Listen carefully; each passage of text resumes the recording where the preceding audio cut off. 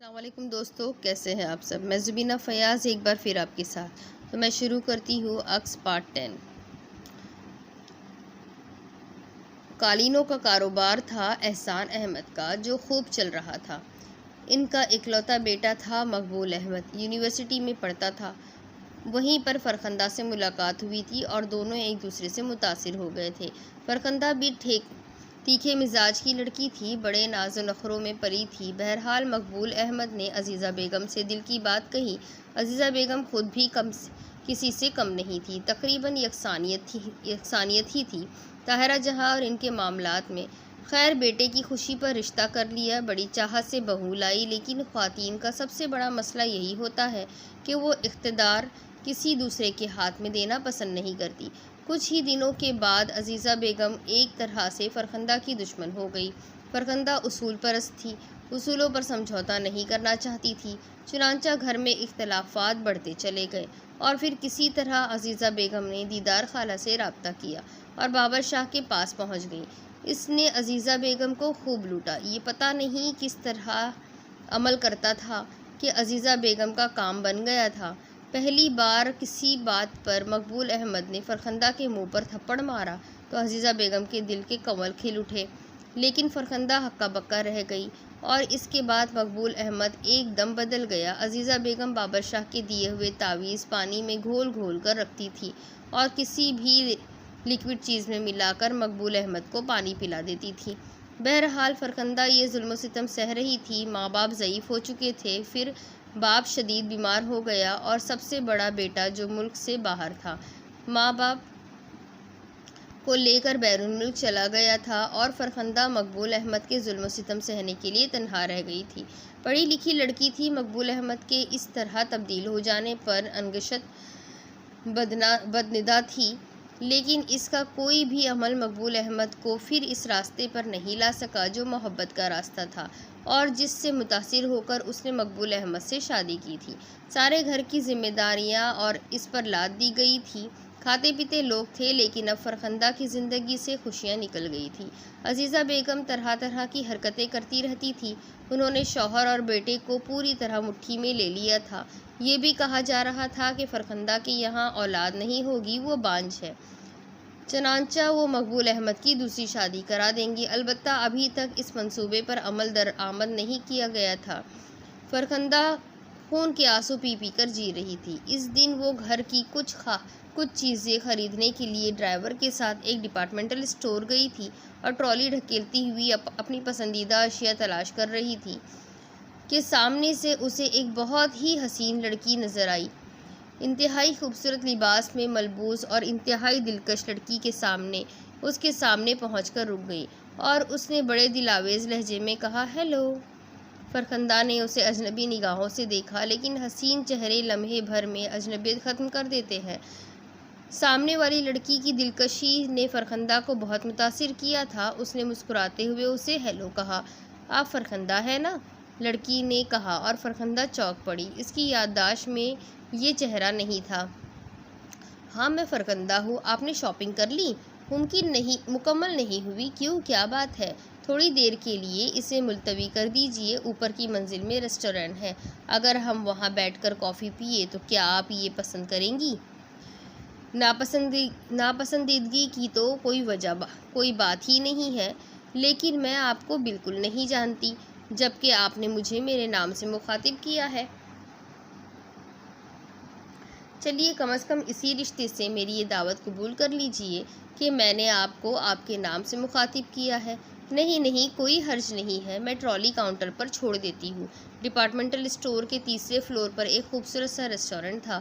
دونوں وہاں جا کر بیٹھ گئی۔ اب بتائیے، آپ مجھے کیسے جانتی ہیں؟ میں نے تو پہلے آپ کو کبھی نہیں دیکھا، فرخندہ نے پوچھا۔ ہاں فرخندہ، اس میں کوئی شک نہیں ہے کہ ہم پہلی بار مل رہے ہیں۔ کسی ذریعے سے مجھے آپ کے بارے میں تھوڑی سی تفصیل معلوم ہوئی تھی۔ آپ یقیناً میری اس بات کو پسند نہیں کریں گی، لیکن کچھ مجبوریاں ہوتی ہیں جو انسان کو زبان رکھنے پر مجبور کر دیتی ہے۔ میں آپ کو اپنے بارے میں فی الحال کچھ نہیں بتا سکتی۔ ہاں، ایک وعدہ ضرور کرتی ہوں کہ جیسے ہی موقع ملا میں آپ کو بتا دوں گی۔ عجیب سی بات ہے، اس سلسلے میں اور کچھ نہیں کہوں گی، بس اتنا ضرور کہوں گی کہ اگر بھروسہ کر سکتی ہو تو اس بات پر بھروسہ کر لیجئے کہ میری ذات سے آپ کو کوئی نقصان نہیں پہنچے گا، بلکہ فائدہ ہی فائدہ ہوگا۔ آپ جیسی پیاری لڑکی کسی کو نقصان پہنچا بھی نہیں سکتی۔ میرا تجربہ تو نہیں ہے، لیکن میرا دل کہتا ہے۔ آپ کا دل بالکل ٹھیک کہتا ہے۔ اصل میں تھوڑی سی معلومات حاصل کرنا چاہتی ہوں آپ سے۔ کیا پئیں گی یہ بتائیے؟ کافی، فرخندہ نے جواب دیا، اور تھوڑی دیر کے بعد ان کے سامنے کافی سرو ہو گئی۔ آپ کے بارے میں جو باتیں میرے عمل میں آئی ہے وہ یہ ہے کہ آپ نے لو میرج کی۔ آپ کے شوہر مقبول احمد آپ کے ساتھ یونیورسٹی میں پڑھتے تھے۔ آپ کی انڈرسٹینڈنگ ہو گئی تھی اور اس کے بعد آپ کے والدین کی مرضی سے آپ کی شادی بھی ہو گئی۔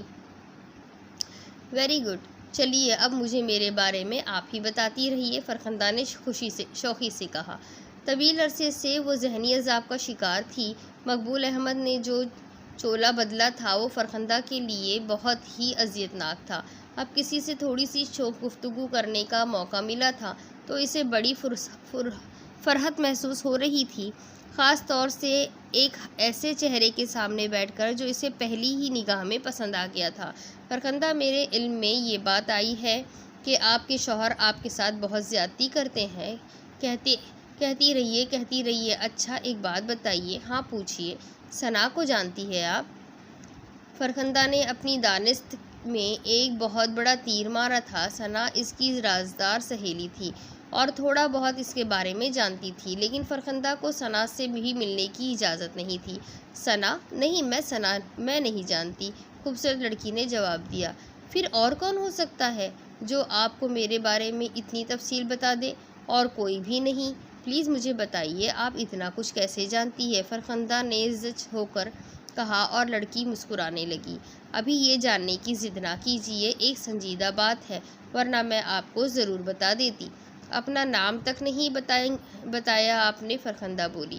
نام؟ چلیے نام بتا دیتی ہوں، میرا نام تزین ہے۔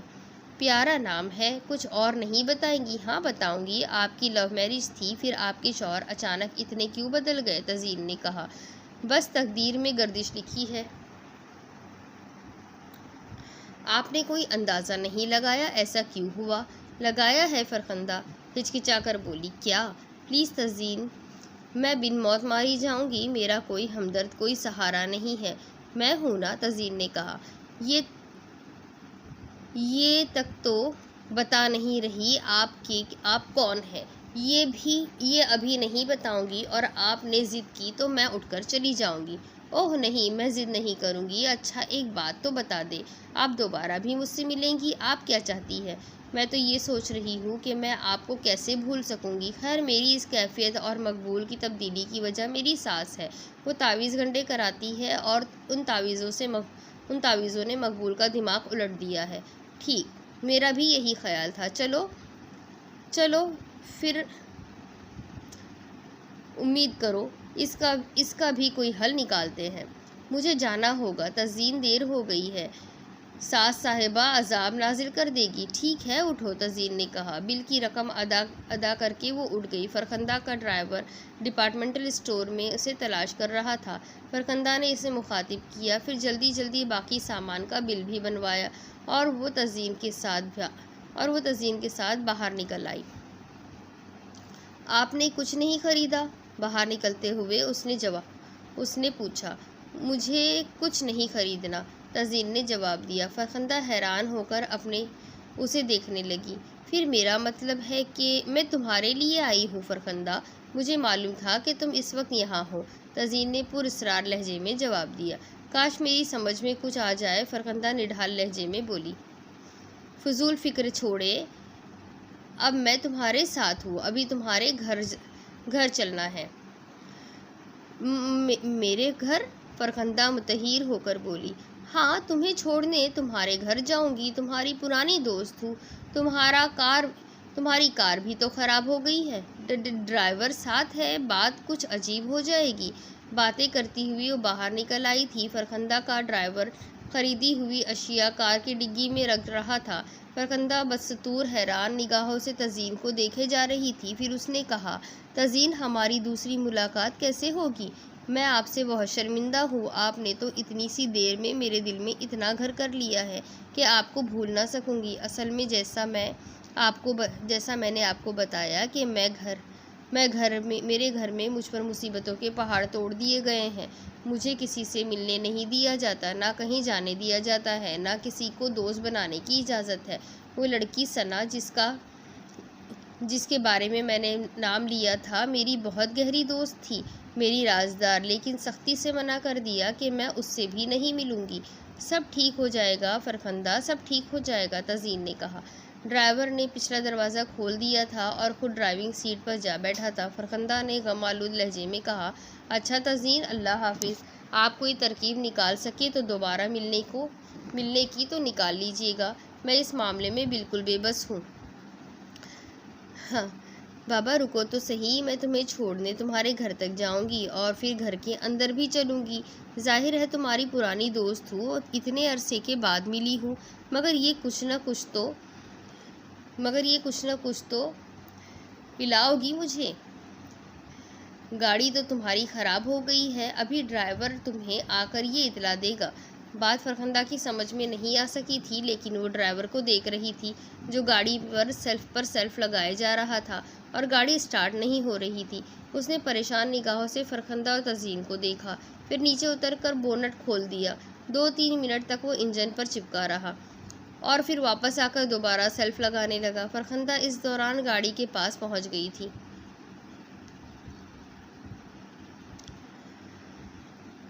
تزین اس کے ساتھ ہی تھی۔ کیا ہوا ڈرائیور؟ پتہ نہیں کیا ہو گیا ہے بیگم صاحبہ، کچھ سمجھ میں نہیں آ رہا، گاڑی سٹارٹ ہی نہیں ہو رہی۔ تو پھر؟ وہ بیگم صاحبہ، آپ کے لیے ٹیکسی لائے دیتا ہوں، میں کسی میکینک کو گاڑی دکھاتا ہوں، آپ بے فکر رہیے، آپ گھر جائیے، میں سامان لے کر آ جاؤں گا۔ فرخندہ نے کچھ کہنے کے لیے منہ کھولا، لیکن تزین نے اس کے کندھے پر ہاتھ رکھ کر کہا، آؤ، میری گاڑی کھڑی ہے۔ دفتن ہی فرخندہ کو تزین کے الفاظ یاد آئے اور اس کا منہ حیرت سے کھل گیا۔ آؤ پلیز فرخندہ، آؤ میرے ساتھ، تزین نے ایک پراعتماد مسکراہٹ کے ساتھ کہا اور فرخندہ کے قدم بے اختیار سفید مرسیڈیز کی جانب اڑ گئے۔ ڈرائیور بھی مرسیڈیز کے پاس کھڑا ہوا تھا اور اس نے شاید ان خواتین کو اپنی طرف آتے ہوئے دیکھ لیا تھا، چنانچہ اس نے پھرتی سے دروازے کھولے اور منتظر کھڑا ہو گیا۔ آ جاؤ، تزین نے کہا اور فرخندہ کسی سحر زدہ انسان کی طرح آگے بڑھتی ہوئی تزین کے ساتھ کار میں جا بیٹھی۔ ڈرائیور نے پہلے تزین اور پھر فرخندہ کی طرف کا دروازہ بند کیا، پھر اپنی سیٹ پر آ بیٹھا اور کار سٹارٹ کر کے آگے بڑھا دی۔ چند لمحوں کے بعد مرسیڈیز سڑک پر رواں دواں تھی اور فرخندہ حیرت زدہ تزین پر غور کر رہی تھی۔ تزین نے کہا، فرخندہ، ڈرائیور کو راستہ بتاتی رہو۔ ہاں ہاں، فرخندہ نے کہا اور پھر ڈرائیور سجاد کو اپنے گھر کے بارے میں بتانے لگی۔ سجاد خاموشی سے کار ڈرائیو کرتا رہا تھا۔ تزین کی نگاہیں چاروں طرف بھٹک رہی تھی۔ فاصلہ زیادہ نہیں تھا۔ تھوڑی دیر کے بعد ایک خوبصورت سی کوٹھی کے سامنے ڈرائیور نے کار روکی، دروازہ کھلا اور کار اندر داخل ہو گئی۔ فرخندہ کچھ پریشان نظر آ رہی تھی۔ تزین کے بارے میں پوچھا جائے گا تو وہ کیا جواب دے گی، اس خیال سے وہ الجھ گئی، لیکن تزین نے فوراً ہی کہا، اسٹور میں میں تمہیں مل گئی تھی اور جیسا کہ میں پہلے کہہ چکی ہوں کہ گھر والوں کو یہ بتانا کہ میں تمہاری پرانی دوست ہوں، بس اس سے زیادہ بتانے کی ضرورت نہیں ہے۔ میں تم سے ایک بات کہوں فرخندہ، ڈرنا بالکل چھوڑ دو، اب کوئی تمہارا بال بھی باقا نہیں کر سکے گا، یہ میرا تم سے وعدہ ہے۔ فرخندہ اندر داخل ہو گئی، اس کے سہمے قدم اٹھ رہے تھے۔ سب سے پہلے عزیزہ بیگم ہی اسے نظر آئی تھی۔ انہوں نے کڑی نگاہوں سے فرخندہ اور پھر تزین کو دیکھا۔ تزین نے جلدی سے آگے بڑھ کر مسکراتے ہوئے کہا، ہیلو آنٹی، میرا نام تزین ہے اور میں فرخندہ کی بہت پرانی دوست ہوں۔ اصل میں میرے ڈیڈی ملک سے باہر چلے گئے تھے اور وہیں انہوں نے وقت گزارا۔ ڈیڈی اور ممی کا انتقال ہو گیا تو میں واپس وطن آ گئی۔ بس اتفاقیہ طور پر فرخندہ سے اسٹور میں ملاقات ہو گئی۔ پتہ چلا کہ اس نے ایک بہت اچھی جگہ شادی کر لی ہے، بس آپ ہی کے گن گا رہی ہے کہ ایسے اچھے لوگ ہیں میرے سسرال والے۔ سوری آنٹی، پرانی دوستی تھی، اسٹور میں رسمی گفتگو سے میرا دل نہیں بھرا۔ آپ کو میرے آنے پر اعتراض تو نہیں؟ نہیں بیٹا، بیٹھو، آرام کرو، عزیزہ بیگم نے خشک لہجے میں کہا۔ پھر فرخندہ پر انہوں نے ایسی نگاہ ڈالی تھی کہ فرخندہ کے بدن میں لرزش پیدا ہو گئی۔ عزیزہ بیگم کا خیال تھا کہ فرخندہ کو ایسی کسی دوست کو اپنے گھر تک نہیں لانا چاہیے تھا، اور اس کی اتنی جرأت کیسے ہو گئی؟ اگر اتفاقیہ طور پر اسٹور میں مل گئی تھی تو وہیں سے دفع کر دیا ہوتا۔ بہرحال فرخندہ آگے بڑھی تو عزیزہ بیگم نے کہا، سارا سامان خرید لیا فرخندہ؟ جی ماما، گاڑی خراب ہو گئی تھی، سامان گاڑی کی ڈگی میں ہے، ڈرائیور گاڑی ٹھیک کرا کر سامان سمیت آ جائے گا، میں تزئین کے ساتھ ادھر آ گئی ہوں۔ ٹھیک ہے، عزیزہ بیگم نے کہا اور پھر دروازے کی جانب بڑھ گئی۔ غالباً انہیں کسی کا انتظار تھا۔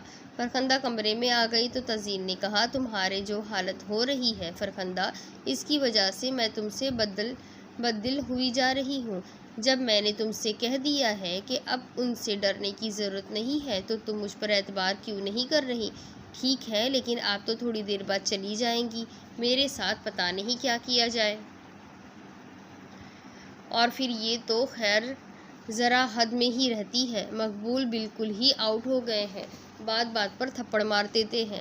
یہ ان سے لگائی بجھائی کرے گی کہ اب دوستیاں بھی شروع ہو گئی اور بغیر اجازت کے سہیلیوں کو گھر میں لایا جانے لگا، اور مقبول کچھ نہیں پوچھیں گے، مجھ پر بس برس پڑیں گے، بس میری دھلائی شروع کر دیں گے۔ تزئین نے ہونٹ بھینچ لیے۔ کافی دیر تک دونوں کے درمیان باتیں ہوتی رہی۔ فرخندہ ڈری سہمی باہر نکلی، غالباً تزئین کے لیے چائے کا بندوبست کرنے گئی تھی۔ تھوڑی دیر کے بعد ملازم چائے لیے آئی۔ تم سے بھی ملاقات کرتی رہوں گی، اور جیسا کہ میں نے تم سے کہا ہے کہ بالکل فکر نہ کرنا، ٹھیک ہے؟ میں کوشش کروں گی۔ میں تمہیں اپنا فون نمبر دیے دیتی ہوں، تم بھی اپنا فون نمبر مجھے دے دو۔ فون وغیرہ کرنے کی ممانعت تو نہیں ہے؟ ابھی تک تو اللہ کا فضل ہے، ویسے میں اگر فون کرتی ہوں تو زیادہ سے زیادہ مقبول کو، اور کوئی ایسا ہے ہی نہیں جس سے فون پر بات کروں۔ دیکھتی ہوں، تزئین نے کہا، اور دونوں کمرے سے باہر نکل آئے۔ یہ ایک انتہائی دلچسپ اتفاق تھا کہ جوں ہی وہ کمرے سے باہر نکلی، عزیزہ بیگم اپنی اس مہمان کے ساتھ کمرے سے باہر نکلی تھی جن کا شاید وہ انتظار کر رہی تھی۔ وہ مہمان تھی دیدار خالہ۔ دیدار خالہ نے ان دونوں کو دیکھا۔ فرخندہ نے بڑے احترام سے دیدار خالہ کو سلام کیا، لیکن وہ تزئین کو دیکھ رہی تھی اور پہچاننے کی کوشش کر رہی تھی۔ دوسرے لمحے ان کا منہ حیرت سے کھل گیا۔ تزئین مسکراتی ہوئی آگے بڑھ گئی تھی، دیدار خالہ الوؤں کی طرح منہ کھولے تزئین کو دیکھے جا رہی تھی۔ فرخندہ اس سے باہر تک چھوڑنے آئی، اور جب تزئین گاڑی میں بیٹھ کر چلی گئی تو فرخندہ سہمی ہوئی سی اندر آ گئی۔ دیدار خالہ ہانپتی کانپتی عزیزہ بیگم سے پوچھ رہی تھی، اے عزیزہ، اس سے تمہارے تعلقات کہاں سے ہو گئے؟ یہ کب آئی یہاں؟ اور فرخندہ کو یہ کیسے جانتی ہے؟ کیوں، آپ اسے جانتی تھی کیا؟ تزئین نام بتایا ہے فرخندہ نے اس کا۔ کہنے لگی کہ اسٹور میں اتفاقیہ طور پر مل گئی تھی، پرانی سہیلی ہے۔ ارے خدا کی بندی، پتہ ہے کون ہے یہ؟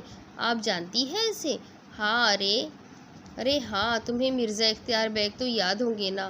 لیجیے، رشتہ داری ہے، یاد نہ ہونے کا تو سوال ہی نہیں ہوتا۔ بہو ہے ان کی، بیٹے سے شادی کر کے ہڈی کی طرح طاہرہ جہاں بیگم کے حلق میں پھنس گئی ہے۔ ان کے سارے غرور نکل گئے ہیں، اب بھیگی بلی کی طرح کونے کھدروں میں منہ چھپائے چھپائے پھرتی ہے۔ ہیں طاہرہ جہاں؟ ارے آؤ دیدار خالہ، ذرا بیٹھ کر تفصیل سے مجھے ساری بات تو بتاؤ تو صحیح۔ عزیزہ بیگم کی دلچسپی عروج پر پہنچ گئی تھی۔ دیدار خالہ کو لے کر پھر کمرے میں گھس گئی۔ دیدار خالہ ان سے ملنے کے لیے آئی تھی، رشتہ داری بھی تھی اور فطرت بھی یکساں تھی۔ دونوں عورتیں کمرے میں گھس کر بیٹھ گئیں۔ عزیزہ بیگم نے کہا، ہائے دیدار خالہ، تم نے تو میرے ہوش اڑا دیے۔ یہ طاہرہ جہاں کی بہو تھی؟ میرا مطلب ہے ان کی انگلینڈ پلٹ بیٹے کی بیوی؟ ہاں، کیا سنا ہے تم نے ان کے بارے میں؟ دیدار خالہ نے بات کو مزید دلچسپ بناتے ہوئے پوچھا۔ ارے سارا خاندان ہی تھو تھو کر رہا تھا کہ ذرا طاہرہ جہاں بیگم کا غرور دیکھو، خاندان میں کسی کو نہیں بلایا، بس بڑے بڑے لوگوں کی شاندار تقریب کر ڈالی، ہم لوگوں کو کارڈ تک نہیں بھیجا۔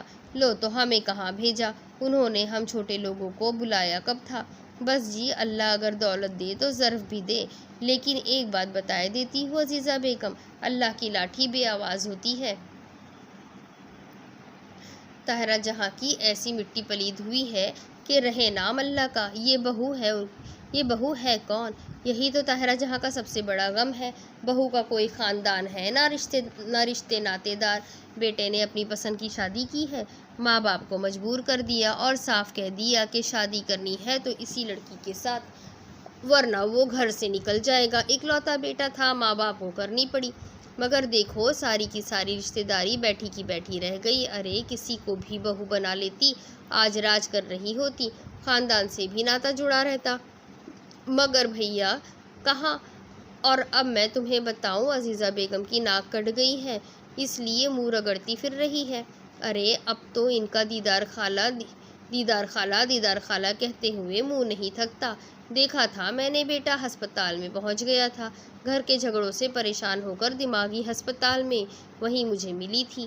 میں بھی اپنی کسی جاننے والی کو دیکھنے گئی تھی جو ہسپتال میں داخل تھی، وہاں میں نے بہو بیگم کو دیکھا۔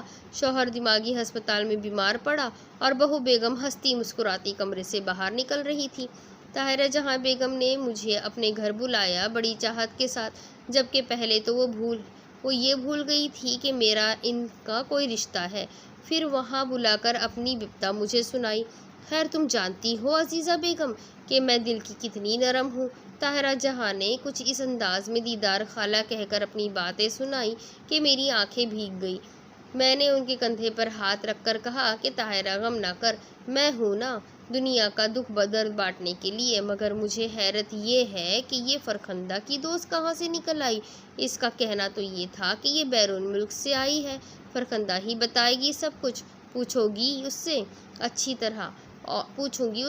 طرح، اور یہ دوستیاں میرے گھر میں نہیں چلنے کی، ذرا مقبول آ جائے بات کروں گی اس سے، عزیزہ بیگم نے کہا۔ پھر کافی دیر تک دونوں ایک دوسرے کے کان میں کانا پھوسی کرتی رہیں۔ دیدار خالہ نے کہا،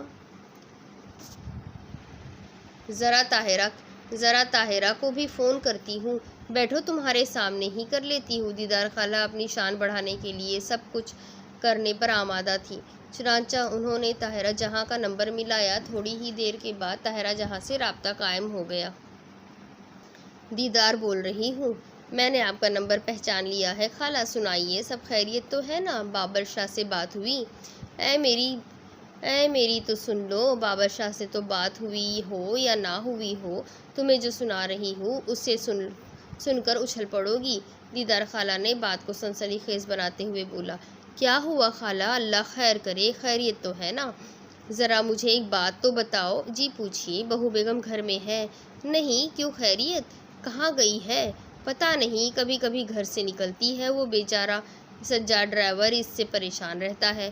مجھے نہیں معلوم کہاں گئی، مگر آپ نے یہ کیوں پوچھا؟ میں نے تم سے عزیزہ کا ذکر کیا تھا نا، احسان احمد کی بیوی کا، یاد ہے نا؟ ہاں پوری طرح سے۔ اب آپ ایسے کیوں کہتی ہے؟ رشتے دار ہے وہ ہماری۔ طاہرہ جہاں کو اب سارے رشتے یاد آ گئے تھے، انہی کے گھر میں ان کے پاس بیٹھی ہوئی ہوں اس وقت۔ اچھا، سلام کہہ دیں عزیزہ باجی کو میرا، طاہرہ جہاں نے کہا۔ کہہ دیتی ہوں، بعد میں بات بھی کر لینا۔ ایک خبر دینا چاہتی ہوں تمہیں۔ کیا دیدار خالہ؟ جلدی کہیں، میرا دل گھبرا رہا ہے۔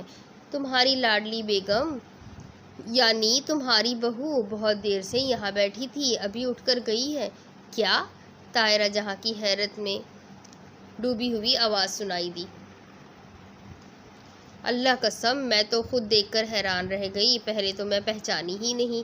ارے میں نے دیکھا کہاں تھا انہیں ٹھیک سے، وہ سلام کرنے تک تو آئی نہیں کہ گھر میں کوئی بزرگ آیا ہے، جا کر اس سے مل لے۔ اب برا نہ ماننا تم طاہرہ جہاں، تمہاری اتنی عزت بھی نہیں ان کی نگاہوں میں کہ یہی سوچ کر آ جاتی کہ ساس کی کوئی رشتہ دار آئی ہوئی ہے۔ ایسی باتیں کر کے میرے دل پر کیوں زخم لگا رہی ہیں دیدار خالہ؟ سب کچھ تو بتا چکی ہوں آپ کو، لیکن اب سوال یہ پیدا ہوتا ہے کہ عزیزہ بیگم سے ان کی جان پہچان کیسے ہو گئی؟ عزیزہ بیگم سے جان پہچان نہیں ہے، بلکہ ان کی بہو فرخندہ سے ہے۔ عزیزہ بیگم بتا رہی تھی کہ پہلی بار ان کے گھر آئی ہے، اور فرخندہ نے کہا ہے کہ اس کی پرانی دوست ہے۔ خود بھی بڑی چپڑ باتیں کر رہی تھی عزیزہ بیگم سے اپنے بارے میں۔ فرخندہ کی دوست ہے اور فرخندہ عزیزہ بیگم کی بہو ہے نا؟ تجھے بتا تو رہی تھی کہ پہلے انہوں نے بھی ناک میں دم کیا ہوا تھا عزیزہ بیگم کا۔ بعد میں تمہاری عزیزدار خالہ نے کام دکھایا اور اللہ نے سارا کام ٹھیک کر دیا۔ خود مقبول احمد عزیزہ بیگم کے بیٹے نے ہی اپنی پسندیدہ چہیتی جان جہان کا کریا کرم کر دیا۔ وہ جو تم پیزار کی کے دیکھنے والے دیکھے اور یہ سب قربان جاؤ بابر شاہ جی، انہی کی کرامت ہے۔ دیدار خالہ زندگی پر احسان مند رہوں گی، میری مشکل حل کرا دو۔ ارے ایسی باتیں مت کرو، میں بزرگ ہوں تمہاری، تم فکر مت کرو، ایسا ٹھیک کروں گی کہ تم خوش ہو جاؤ گی۔ اب ذرا دیکھنا عزیزہ مقبول سے کہے گی کہ ذرا معلوم کریں کہ یہ دوستوں نے گھر میں آنا کب سے شروع کر دیا، اور مقبول وہ تماشا لگائے گا کہ دل تو چاہتا ہے کہ میں خود اپنی آنکھوں سے دیکھوں، مگر وہی بات کہ حد سے زیادہ آگے بڑھنا بھی ٹھیک نہیں۔ دیدار خالہ ذرا ایک کام کرے، عزیزہ بیگم سے میری بات کرائے فون پر۔ ہاں لو کر لو۔ دیدار خالہ نے فون عزیزہ بیگم کو دے دیا۔ سلام دعا ہوئی اور اس کے بعد طاہرہ جہاں نے کہا، عزیزہ بیگم دیدار خالہ نے آپ کو میری مشکل تو بتا دی ہوگی، برا مت ماننا طاہرہ جہاں، ہر انسان اللہ کا دیا کھاتا ہے، کوئی کسی کے کندھوں پر نہیں رہتا۔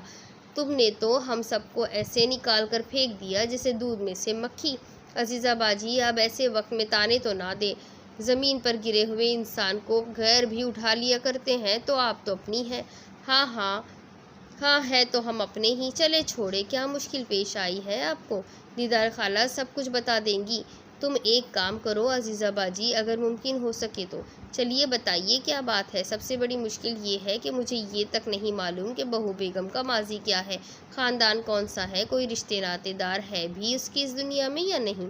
ویسے دولت مند تو وہ ہے، میں اس کی دولت دیکھ چکی ہوں، مگر ماضی کے بارے میں کچھ بھی نہیں جانتی۔ ابھی فرخندہ کے ساتھ کوئی برا سلوک نہ کرنا، بلکہ جس طرح بھی ہو سکے پیار سے سر پر ہاتھ رکھ کر پوچھنا کہ یہ تزئین ہے کون؟ اگر کوئی پرانی سہیلی ہے تو تعلق کہاں سے ہے؟ ارے ذرا تھوڑی سی معلومات تو حاصل ہو جائے مجھے، اس کے بعد آپ کا جو دل چاہے سلوک کریں اس کے ساتھ، بلکہ میں تو خود چاہتی ہوں کہ وہ کہیں بھی سکون کی سانس نہ لے سکے۔ ہو جائے گا یہ کام، مگر کیا ملے گا اس صلے میں؟ عزیزہ بیگم نے کہا، دعائیں تو خیر دوں گی ہی، اس کے علاوہ جو چاہو گی عزیزہ بیگم دے دوں گی۔ ٹھیک ہے، دعائیں ہی چاہیے، میں بس یہی خواہش رکھتی ہوں کہ رشتہ دار کو رشتہ دار سمجھے، ارے کھوٹے سکے ہی کام آتے ہیں۔ سو تو ہے عزیزہ باجی، چلے پھر میں آپ کے فون کا انتظار کروں گی، جتنی جلدی ہو سکے معلومات حاصل کریں۔ ٹھیک ہے دیدار خالہ سے بات کر لو۔ ہاں بھائی تو ٹھیک ہے دیدار خالہ، اب تو میری پیاس بڑھتی ہی جا رہی ہے، خدا کے لیے جس قدر جلدی ممکن ہو سکے بابر شاہ سے ملے اور میری مشکل حل کرائیں۔ ہاں کیوں نہیں، اچھا جلدی ملوں گی تم سے۔ دیدار خالہ نے فون کر دیا۔ عزیزہ بیگم مسکرا رہی تھی، فون بند کیا تو دونوں ٹھٹکے مار کر ہنسنے لگی۔ عزیزہ بیگم نے کہا، ایسے غرور کا سر نیچا ہوتا ہے، دیکھا آپ نے دیدار خالہ، لو مجھے دکھا رہی ہو، سب کچھ تو میں دیکھ کر بیٹھی ہوں۔ ہاں کیوں نہیں دیدار خالہ، ایک بات میرے ذہن میں آئی ہے۔ عزیزہ بیگم نے کہا، بولو کیا؟ یہ طاہرہ جہاں نے جو سلوک ہم لوگوں کے ساتھ کیا ہے، اس کے بعد اس قابل تو نہیں ہے کہ ان کے لیے کچھ بھی کیا جائے، مگر ہمیں بھی تو کچھ مزہ آنا چاہیے، کوئی ایسی ترکیب کرو کہ ذرا ان کی بھی گردن نیچی ہو۔ یقین کرو بڑا دل دکھا تھا جب انہوں نے ہمیں شادی تک میں نہیں پوچھا تھا، کیا کروں بتاؤ؟ چلو بہو کا